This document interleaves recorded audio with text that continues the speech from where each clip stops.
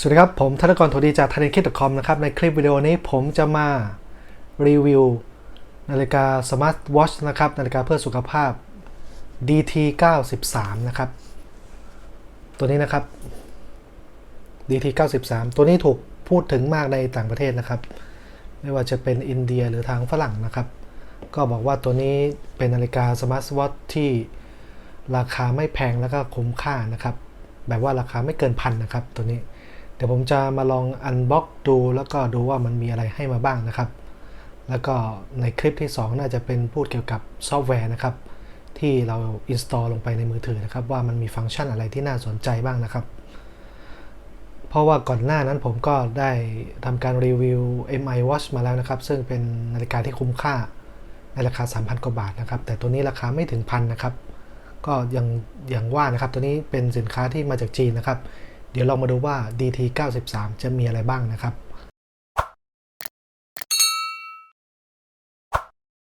ต่อไปมาเป็นการอันบ็อกซ์นะครับตัวนี้เป็นกล่องที่ได้มานะครับผมเลือกซื้อสีดำนะครับกล่องด้านหน้าด้านข้างก็ไม่มีอะไรครับก็จะมีแค่รูปนาฬิกาที่อยู่ด้านบนนะครับพอเปิดฝาออกมาก็จะมีตัวนาฬิกาอยู่ตรงกลางนะครับมีพลาสติกหุ้มอยู่นะครับแล้วด้านในก็จะเป็นสายนาฬิกานะครับกันชื้นแล้วก็สายสำหรับชาร์จนะครับตัวนี้จะเป็น4ขั้วนะครับเป็นแบบแม่เหล็กนะครับดูดติดที่ท้องของนาฬิกานะครับแล้วก็จะมีคู่มือให้มาด้วยนะครับคู่มือก็เล่มเล็กๆนะครับก็มีหลายหน้าทีเดียวนะครับ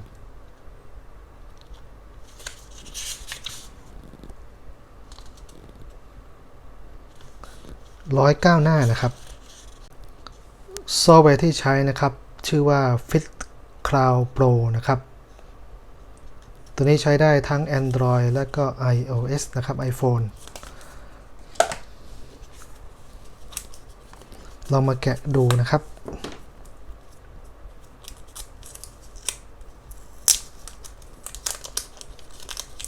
ว้าวรูปร่างสวยงามมากเลยนะครับมีปุ่มด้านข้างอยู่2ปุ่มนะครับตัวนี้ปุ่มจะเป็นสีเขียวเป็นเคิร์ฟเลยนะครับตัวนี้น่าจะ 2.5D ตัวบอดี้น่าจะเป็นอลูมิเนียมนะครับลมดำก็มีหลากหลายสีให้เลือกนะครับแต่ผมชอบสีดำนะครับเพราะมันจะดูไม่เบื่อนะครับเดี๋ยวลองมาใส่สายกันก่อน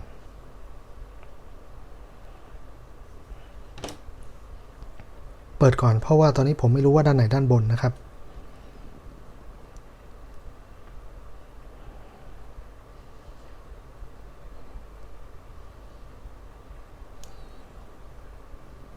ผมลองกดเม็ดสี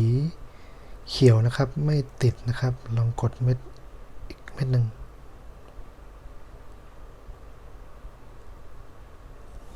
ก็ไม่ติดนะครับเดี๋ยวผมจะลองเสียบชาร์จดูก่อนนะครับ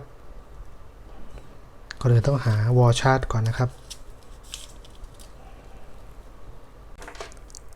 สายชาร์จให้มาค่อนข้างจะยาวนะครับประมาณ60 เซนนะครับผมจะลองเสียบชาร์จดูก่อนนะครับ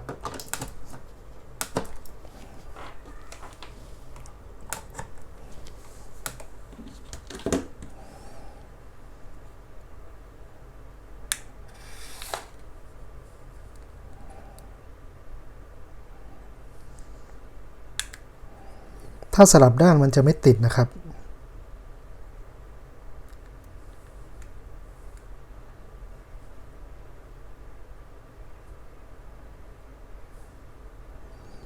ตอนนี้มีลักษณะการชาร์จไฟเข้าไปแล้วนะครับ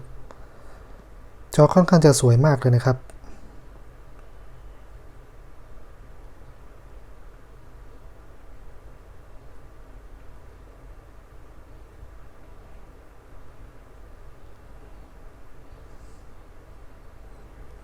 ตอนมาชาร์จอยู่ผมก็ไม่สามารถกดปุ่มทั้ง2ปุ่มเพื่อเปิดได้นะครับเดี๋ยวผมจะลอง install ซอฟต์แวร์แล้วก็ลองลิงก์กับตัวนี้ดูก่อนนะครับตอนนี้จะปล่อยให้มันชาร์จไปก่อนโอเคนะครับตอนนี้ผมก็ชาร์จแบตเตอรี่ไปแล้วนะครับประมาณ2ชั่วโมงกว่านะครับตอนนี้นาฬิกาก็ติดปกติแล้วนะครับเดี๋ยวผมจะใส่สายไว้ก่อนนะครับสายที่ให้มาจะเป็นยางซิลิโคนนะครับก็ไม่แข็งไม่นิ่มจนเกินไปนะครับแล้วก็มีตัวล็อกแบบนี้นะครับไม่แน่ใจว่ามันจะแน่นหรือเปล่านะครับ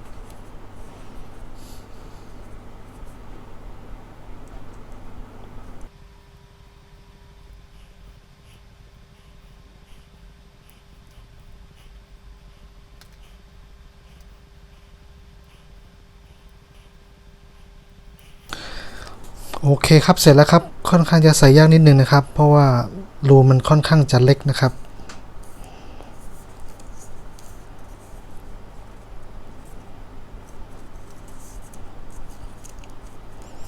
แต่ยังไงเดี๋ยวค่อยหาสายใหม่มาเปลี่ยนนะครับ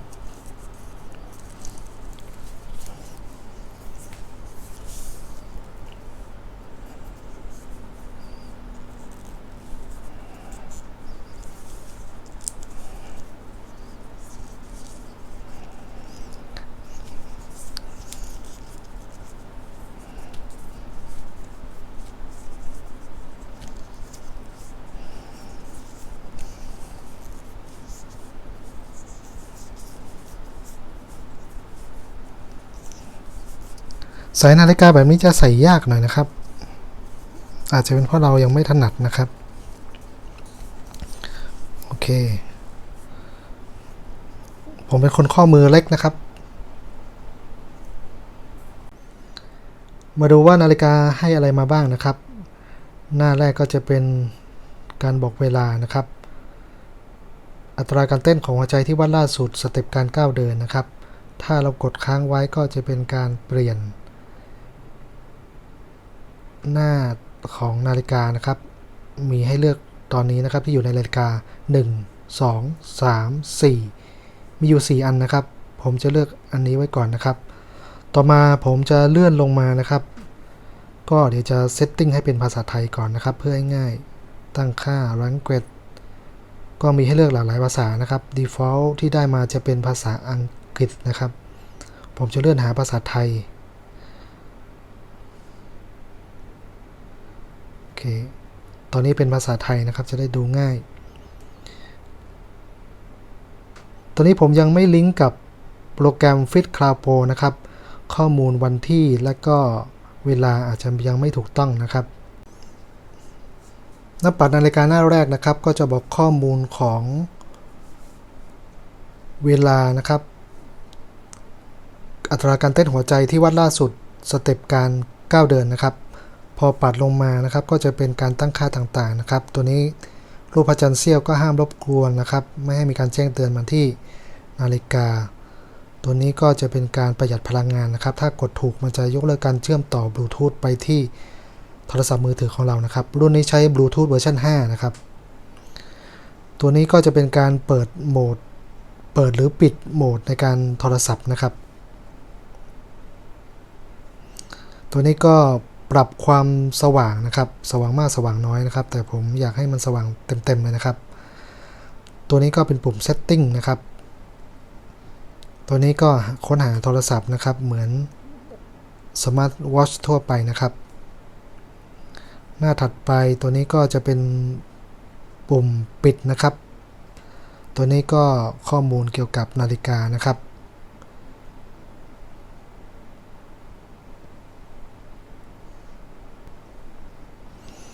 ต่อมาถ้าเราเลื่อนขึ้นนะครับเลื่อนขึ้นก็จะมี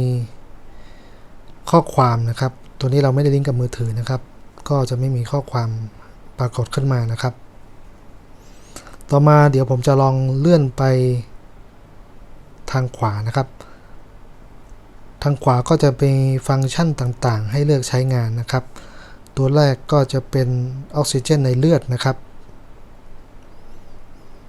เป็น ECG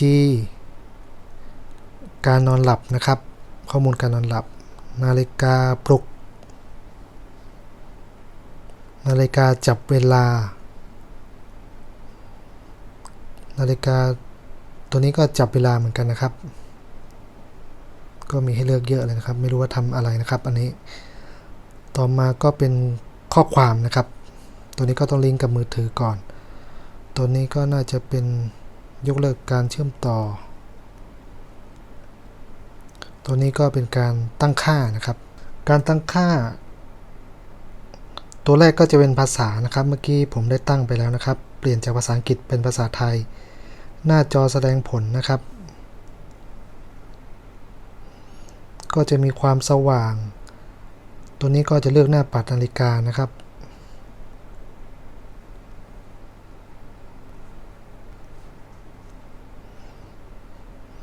หน้าปัดนาฬิกาความสว่างนะครับระยะเวลาเราจะให้ติดนานแค่ไหนนะครับโอเคให้นานนิดหนึ่ง9 วินาทีนะครับพอเราสะบัดข้อมือให้มันติดนานแค่ไหนนะครับผมก็ตั้ง6 วินาทีไปก่อนถัดมาก็จะเป็นความแรงของการสั่นนะครับของมอเตอร์ที่อยู่ในสมาร์ทวอทช์นะครับว่าตอนนี้มันจะมีให้เลือกอยู่3นะครับก็เลือก2ก็พอลักษณะเมนูนะครับมันเมื่อกี้มันจะเป็นแนวนอนนะครับถ้าต้องการให้เป็นแนวตั้งนะครับก็กดด้านบนนะครับเมนูก็จะเปลี่ยนเป็นแนวตั้งนะครับแบบนี้นะครับมันจะเป็นแนวตั้งก็แล้วแต่ความชอบนะครับถ้าแนวตั้งก็ต้องลากมือนิดนึงนะครับแต่ถ้าเป็นแนวนอนก็จะง่ายหน่อยเป็นตารางนะครับแบบนี้ฮะ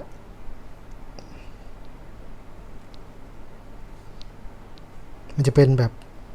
เหมือนiPhoneนะครับเหมือนไอคอนเหมือนในมือถือต่อมาก็จะเป็น QR code น่าจะเป็น QR code ที่โหลดโปรแกรม Fit Cloud Pro นะครับตัวนี้แบตเตอรี่ตัวนี้มี 100% นะครับตัวนี้โหมดประหยัดพลังงานถ้าเปิดมันจะตัดการเชื่อมต่อกับบลูทูธของโทรศัพท์มือถือนะครับแล้วก็ระบบก็จะเกี่ยวกับ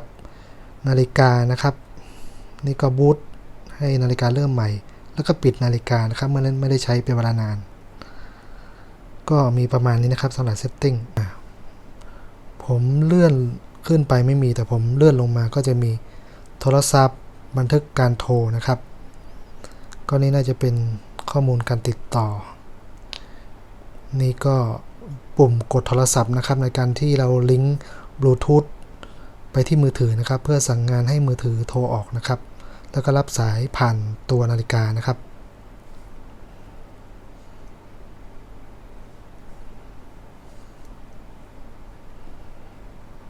ต่อมาก็จะเป็นการเล่นเพลงนะครับก็คงต้องลิงก์กับมือถือก่อนนะครับไม่แน่ใจว่ารุ่นนี้สามารถใส่เพลงเข้าไปได้หรือเปล่านะครับต่อมาจะเป็นกีฬานะครับกีฬาเขาบอกมี7นะครับก็จะมีปีนเขาบาสเกตบอลโยคะ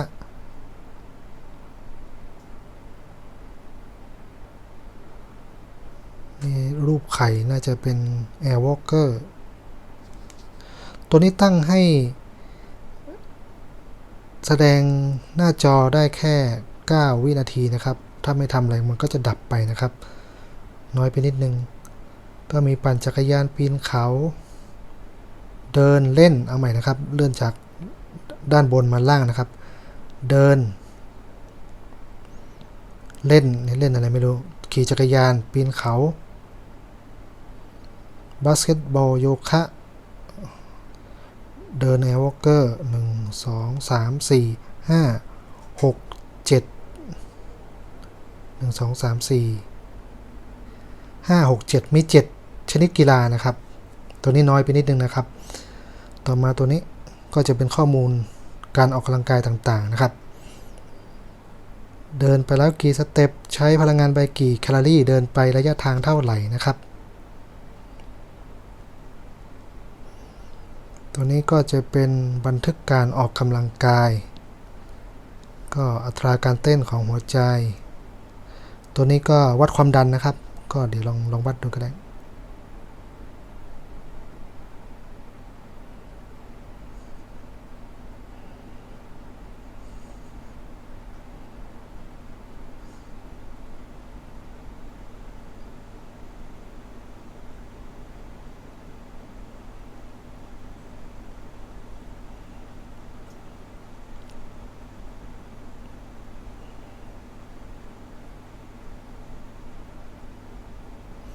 131/77นะครับก็ถ้าพูดถึงตัว77ไม่น่าจะถูกนะครับส่วน131เป็นไม่ได้ครับพอเสร็จแล้วมันจะสั่นนะครับมันบอกว่า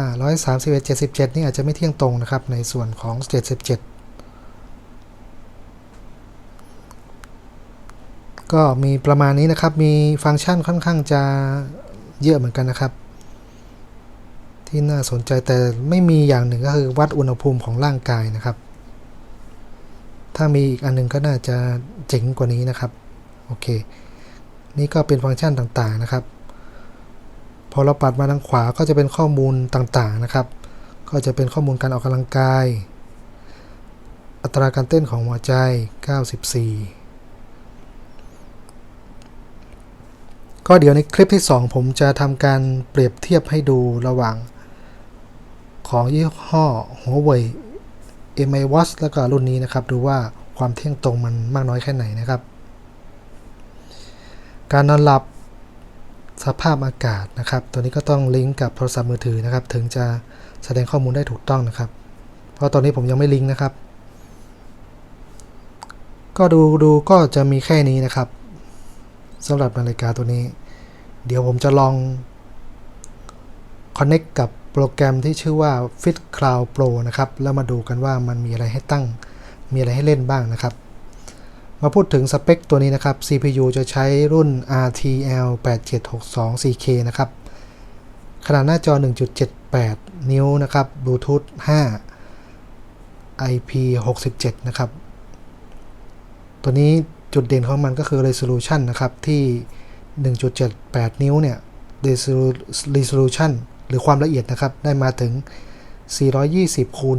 485นะครับซึ่งถือว่าเยอะเมื่อเทียบกันราคาในเรทนี้นะครับแล้วก็แบตเตอรี่ให้มา